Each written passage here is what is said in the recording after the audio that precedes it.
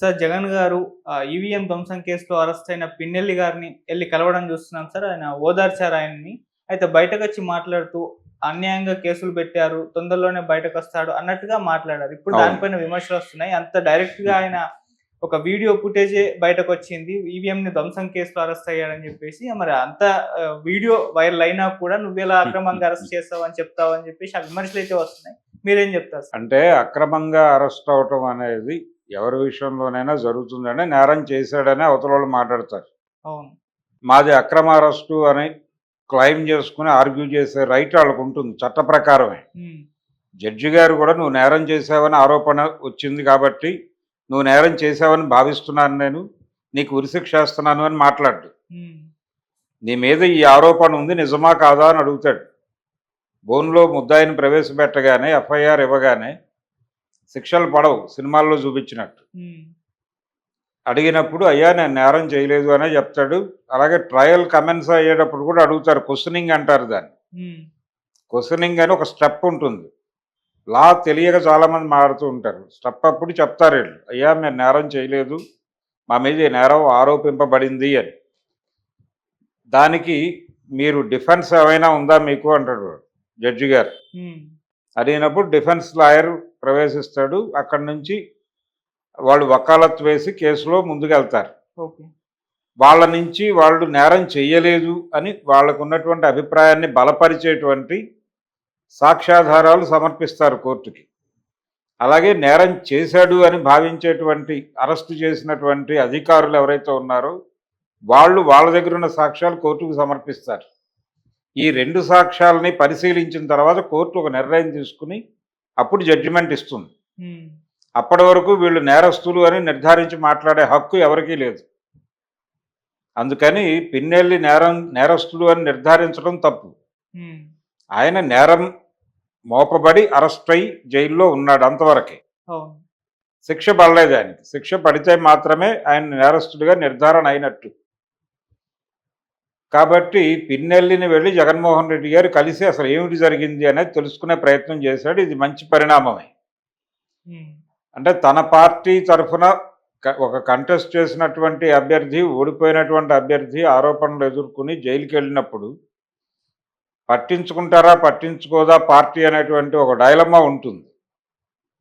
ఈ డైలమా నుంచి బయట వేస్తూ ఎవరినైనా సరే హక్కున చేర్చుకుంటున్నాను నేను అని ఒక సిగ్నల్ పంపించదలుచుకున్నాడు ఆయన. అలాగే తద్వారా తన మీద ఉన్నటువంటి అనేక ఆరోపణలు ఉన్నాయి. ఆయన ఎవరికీ యాక్సెస్ ఇవ్వలేదు. గెలిచిన తర్వాత ఆయన ఎవరిని పట్టించుకోలేదు, ఎవరిని కలవలేదు, ఎవరిని దగ్గరికి రానివ్వలేదు. జనంతో కూడా ఆయన ఎప్పుడు ఇంటరాక్ట్ కాలేదు. జనం ఏమనుకుంటున్నారో నేరుగా తెలుసుకునే ప్రయత్నం కూడా చేయలేదు.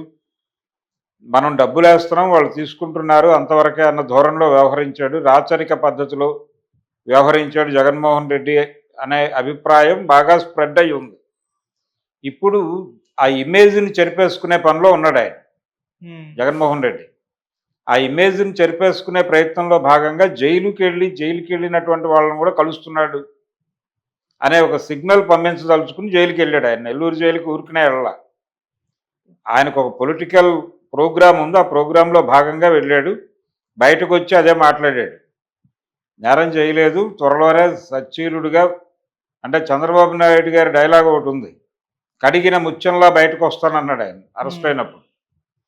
ఆయన బయటకి వచ్చి కడిగిన ముత్యం కాదు ఇప్పటికి. కేసు ఉంది ఆయన మీద. రేపు ట్రయల్ జరిగి కేసు కొట్టేస్తే అప్పుడు మాత్రమే కడిగిన ముత్యం. హ్మ్. ఇప్పుడు కడగని ముత్యమే ఆయన కూడా. అలాగే వీరు కూడా కడగని ముత్యమే. కడిగిన ముత్యంగా బయటకొస్తాడని ఆవేశంగా మాట్లాడుతున్నారు గానీ బెయిల్ మీద బయటకొస్తాడు ఆయన 4 రోజుల తర్వాత. ఓకే. బెయిల్ ఇస్తే. తర్వాత ఎప్పుడో కేసు ట్రయల్ జరుగుతుంది. ఎప్పుడు జరుగుతుందో ఎవరికీ తెలీదు. అది ఎన్ని సంవత్సరాలైనా పట్టొచ్చు. జగన్మోహన్ రెడ్డి గారి కేసులు 10 ఏళ్ళు దాటి నడుస్తున్నాయి గదా! హ్మ్. కొన్ని కేసులు 4 ఏళ్లకి ట్రయల్‌కొస్తాయి. కొన్ని 5 ఏళ్లకి ట్రయల్‌కొస్తాయి. వాటి అదృష్టం మీద ఆధారపడి ఉంటుంది. ట్రయల్‌లో ఈయన ప్రదర్శించేటువంటి సాక్ష్యాలు, అప్పటి పొలిటికల్ వాతావరణం, ఆ ప్రభావంతో జడ్జిమెంట్‌లొస్తాయి అనేది కూడా మనకు అర్థమవుతోంది కదా! ఈ మధ్య కాలంలో. అవును.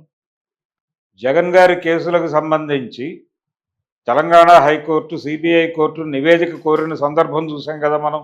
హ్మ్. ఇలాంటి ఒక వ్యతిరేక వాతావరణం ఉన్నప్పుడు అరెస్ట్ అవటము, అనుకూల వాతావరణంలో బయటకు రావటం అనేది జరుగుతుంది జనరల్గా. అదే పద్ధతిలో పిన్నెల్లి కూడా ఏదో ఒక రోజున బయటకు వస్తాడు అనే ఒక హోపీని జనరల్గా మాట్లాడేశాడు.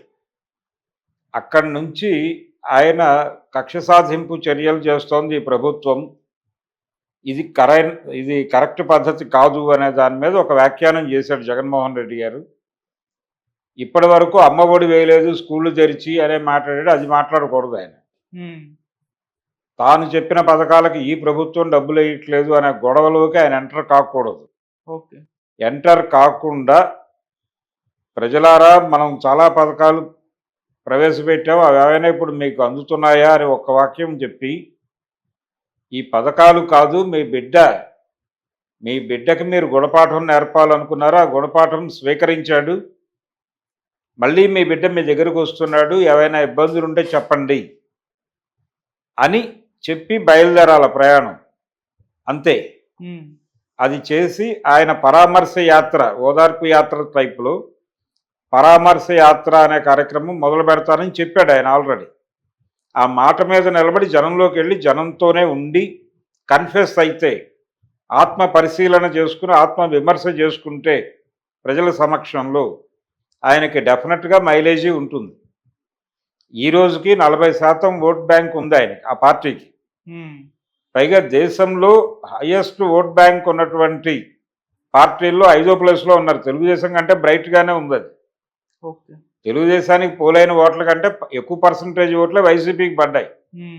కూటమిగా పోటీ చేయటం, దాని తాలూకా ప్రభావం, ఇతరేతర అంశాలు కలిసి వచ్చి ఎక్కువ సీట్లు వాళ్ళకి వచ్చినాయి. ఇదేదో 11కు పడిపోయారని విచిత్రంగా మారుతున్నారు, కానీ 40% ఓట్ బ్యాంక్ ఆల్సో సెక్యూర్ అయి ఉంది అనే విషయం మర్చిపోతున్నారు. అందుకని ఆ స్పృహ ఉండాలి ఆయనకి.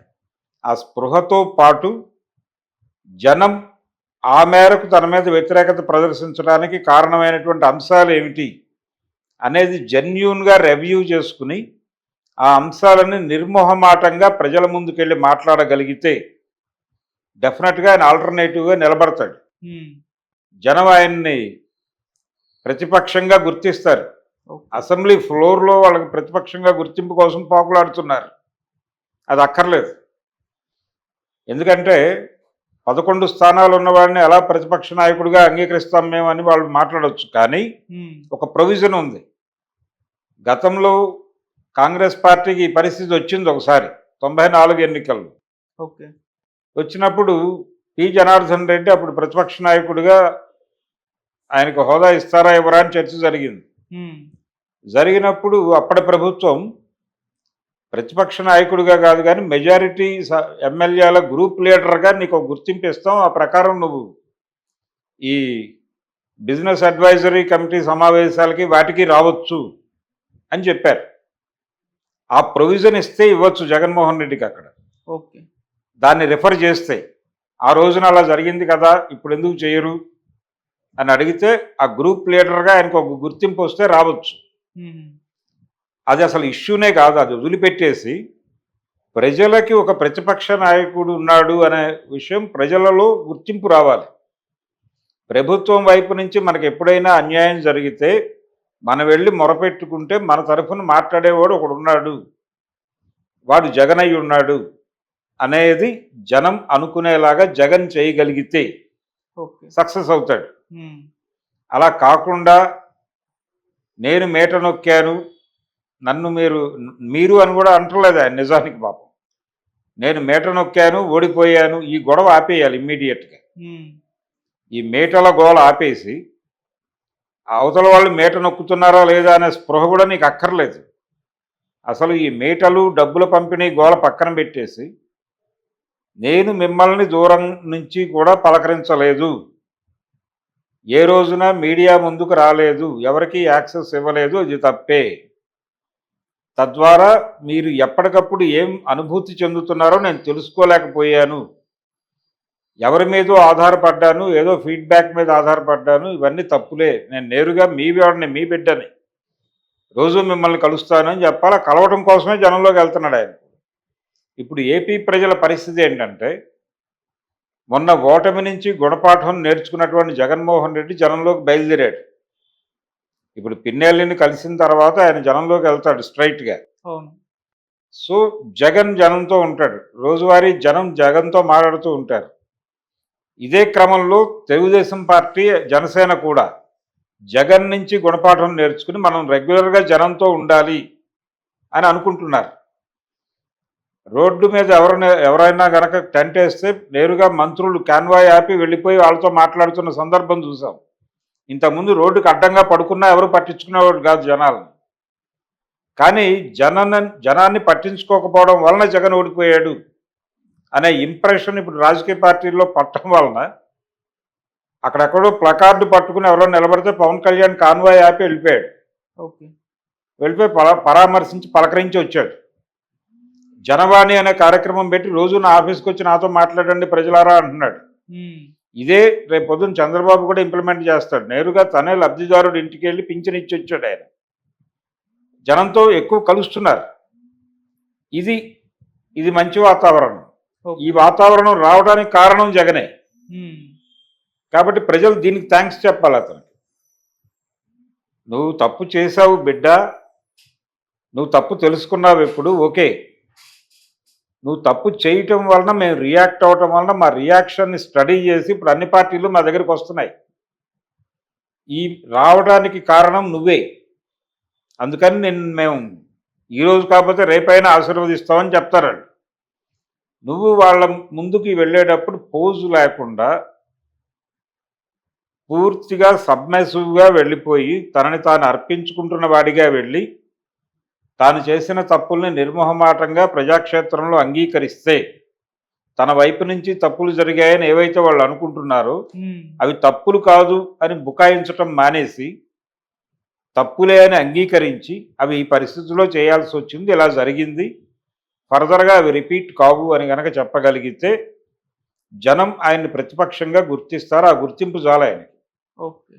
ఇప్పుడు ఈ అంకురార్పణ చేసిన కార్యక్రమం, పిన్నెల్లిని కలవటము, బయటకు వచ్చి మాట్లాడటము, ప్రభుత్వం మీద అటాక్ చేయటము, ఓకే.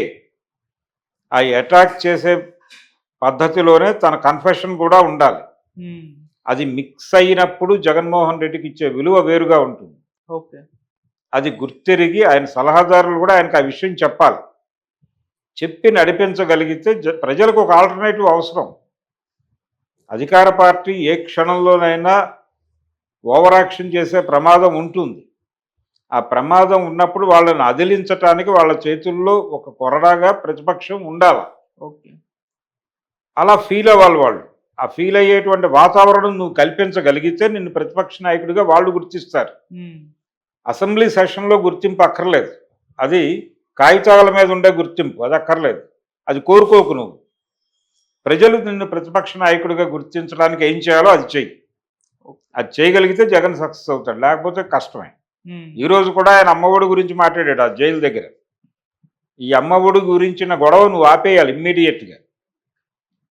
అది ఆపి నువ్వు ఆల్టర్నేటివ్ వేరే ప్రోగ్రాం ఉంది నీకు, ఆ ప్రోగ్రాం మాట్లాడు. చంద్రబాబు నాయుడుకి ఒక తప్పిదం చేసి 2009లో జనాలు పూర్తి నమ్మకాన్ని చూరగొనలేకపోయాడు. ఆ మిస్టేక్ ఏంటంటే యాక్టివ్ అపోజిషన్ అనేటువంటి పేరుతో ప్రభుత్వం మంచి చేసిరా జనాలకి ఈయన అడ్డం పడిపోయేవాడు. ఆ తప్పు జగన్ రిపీట్ చేయకూడదు. రామారావు గారు 89 ఎన్నికల్లో ఓడిపోయినప్పుడు ఆ తప్పు చేయలే. ఆయన ఎవరి పనులు వాళ్ళు చేసుకోండి మిత్రులారా, జనం ప్రభుత్వం మీద వ్యతిరేకతతో వీధిలోకి వచ్చినప్పుడు వాళ్ళ పక్కన నిలబడదాం మనం అంతవరకే. ఈలోపు అనవసరంగా ప్రజల్ని టెన్షన్ పెట్టకండి అని చెప్పాడు ఆయన. అదే ఆచరించాడు. ఇమ్మీడియట్గా 94 ఎన్నికల్లో ఆయన ముఖ్యమంత్రిని చేశారు జనాలు. అందుకని ఆ స్పృహ అది కలిగి ఉండాలి. అలాగే రామారావు కొన్ని విషయాలు కన్ఫెస్ అయ్యాడు జనం ముందు. నా నుంచి తప్పులు జరిగినాయి, మాట వాస్తవమే, అవి రిపీట్ కావు అని కూడా చెప్పుకున్నాడు. ఈరోజు వంగవీటి మోహన్ రంగారావు గారి 77వ జయంతి. రంగా హత్యలో తెలుగుదేశం ప్రమేయము, దీనికి సంబంధించి ప్రజల్లో వచ్చినటువంటి అభిప్రాయాలు ఇవి కూడా 89లో తెలుగుదేశం పార్టీ ఓటమికి కారణమే. కాబట్టి ఆ కారణాల మీద కూడా కన్ఫెస్ అయ్యాడు ఆయన. ఉమ్, దాన్ని కూడా ప్రజలు రిసీవ్ చేసుకున్నారు. ఇవన్నీ కలిసే ఆయనకి భారీ మెజారిటీ కట్టబెట్టారు 94లో. ఆ స్పృహ, ఆ స్పిరిట్ పట్టుకోవాలి జగన్మోహన్ రెడ్డి. పట్టుకోగలిగితే సక్సెస్ అవుతాడు.